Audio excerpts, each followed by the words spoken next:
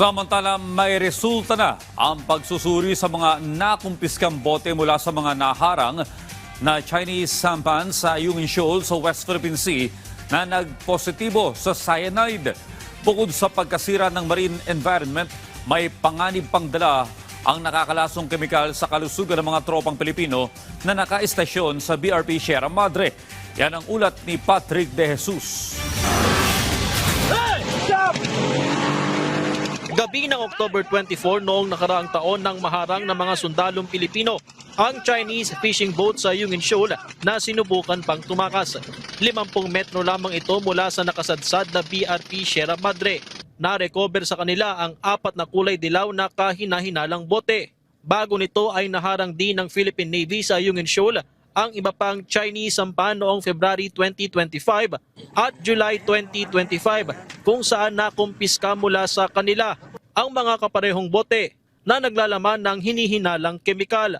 Base sa sample mula sa 2 sa mga bote na kumpirma sa laboratory analysis ng National Bureau of Investigation, Forensic and Scientific Research Service na positibo ang mga ito sa cyanide.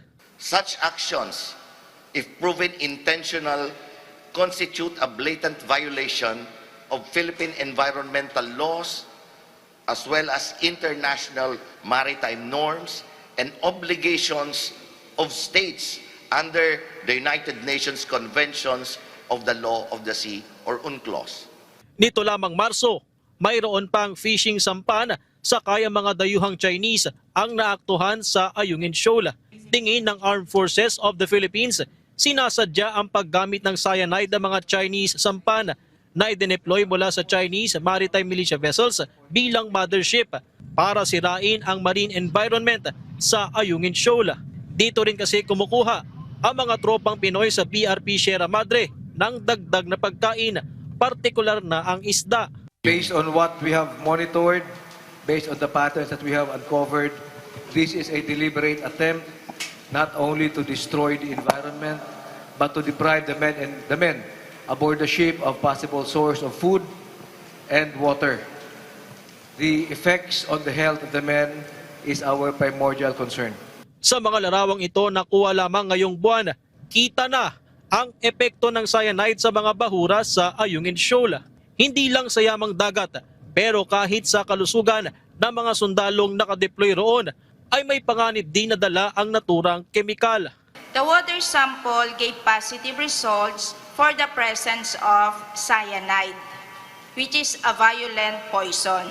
With just desalination process, possible na nandoon pa rin siya. But if there will be an oxidation process, then pwedeng mawala na po yung cyanide. The lethal concentration for a 70 kilogram individual like myself is just around 40 milligrams. Unting-unti lang siya. So imagine times 1,000. If a living organism tried to drink just a small amount of it, then it's gonna be lethal already. Paliwanag ng AFP, itinaboy lamang ang mga nahuling dayuhan para hindi makompromiso ang seguridad ng BRP Sierra Madre. The instructions have been there even before this particular incident to document everything, to increase the patrols, to drive them away.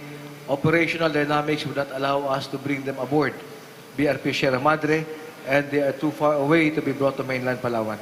Kailangan naman ng karagdagan pang pagsusuri kung may epekto ang cyanide sa structural integrity ng BRP Sierra Madre.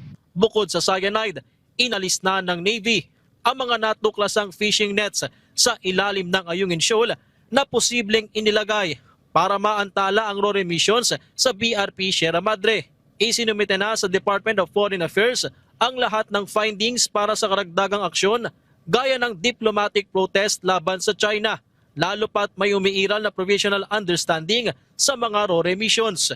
Patrick De Jesus para sa Pambansang TV sa Bagong Pilipinas.